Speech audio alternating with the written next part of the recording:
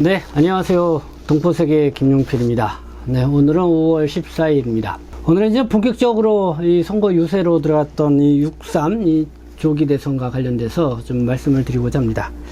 특별히 지금 두 큰 경쟁자라고 할 수 있는 이재명 후보하고 이 김문수 후보에게 좀 바라는 바를 좀 말씀을 드리고자 합니다.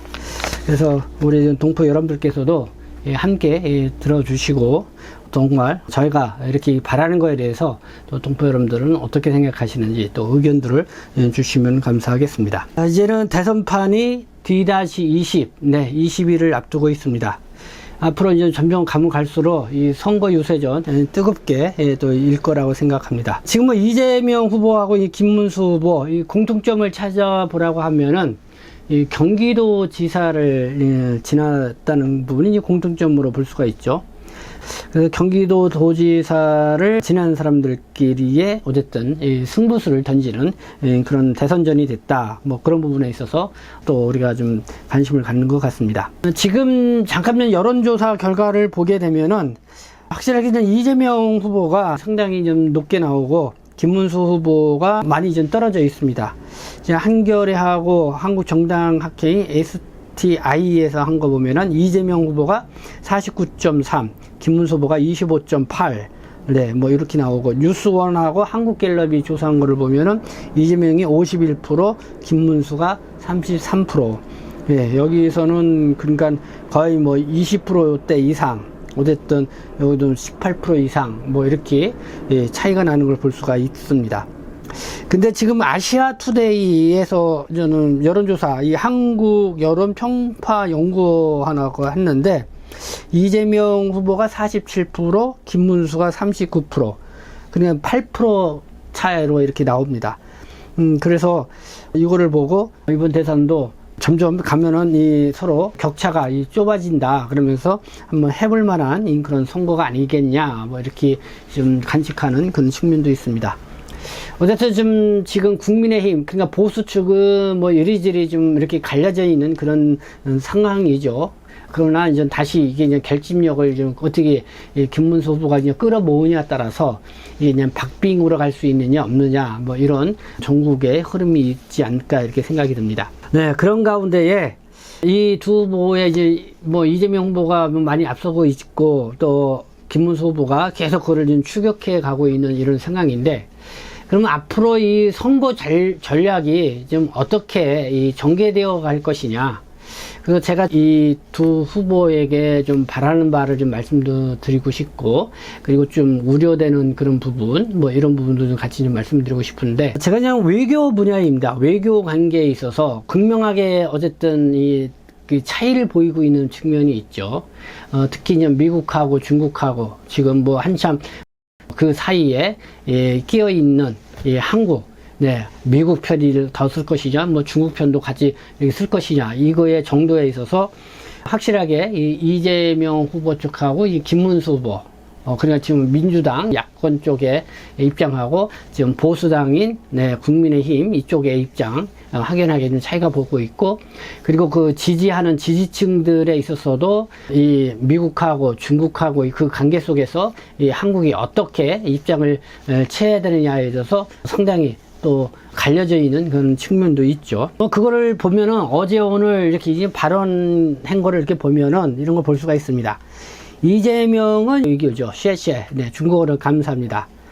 그러니까 뭐 중국에도 쉐쉐하고 또 대만에게도 쉐쉐하고, 그리고 일본에 대해서는 뭐 쉐쉐하면 못 알아들을 것 같으니까 감사 한문이다 하고 이렇게 얘기하면 되는 거 아니냐. 이렇게 중국, 대만 뭐 이렇게 다른 데가 쉐쉐 감사하다고 하는 것이 뭐가 잘못된 표현이냐 하면서, 이재명 후보는 뭔가 이 국제관계, 우호관계를 잘 가져가면서 좀 실리 외교를 좀 강조하는 그런 측면을 볼 수가 있습니다. 여기에 따라서 김문수 후보가 이런 이재명 후보의 이 쉐쉐 발언에 대해서 이렇게 공격을 하고 나왔습니다.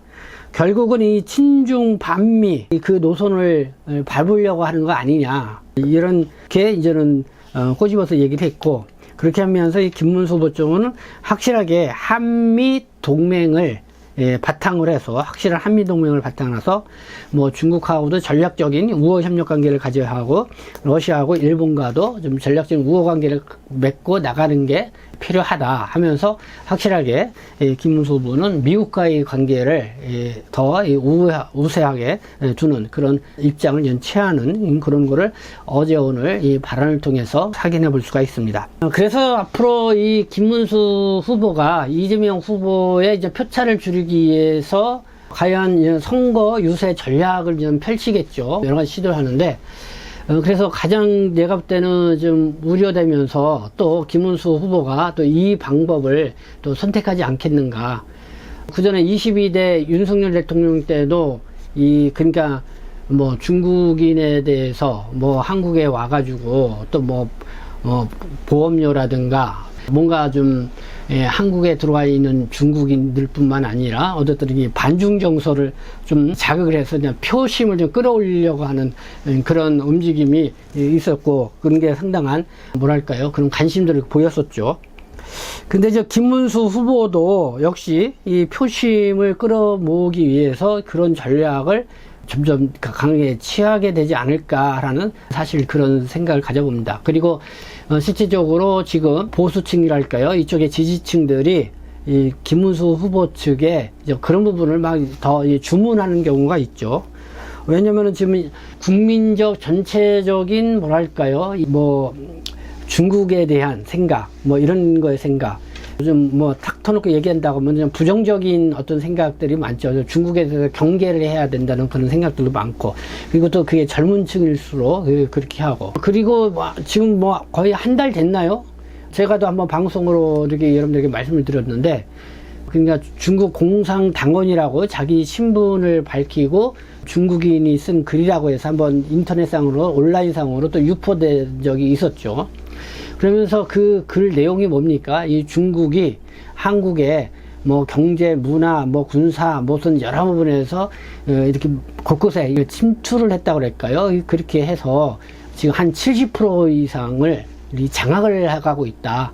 그러니까 한국 사람들 정신 차려야 된다고 하면서 뭔가 이 중국에 대한 강한 이 경계심을 불러일으키는 그런 글을 이렇게 유포해서 또 한참 관심을 불러일으켰습니다.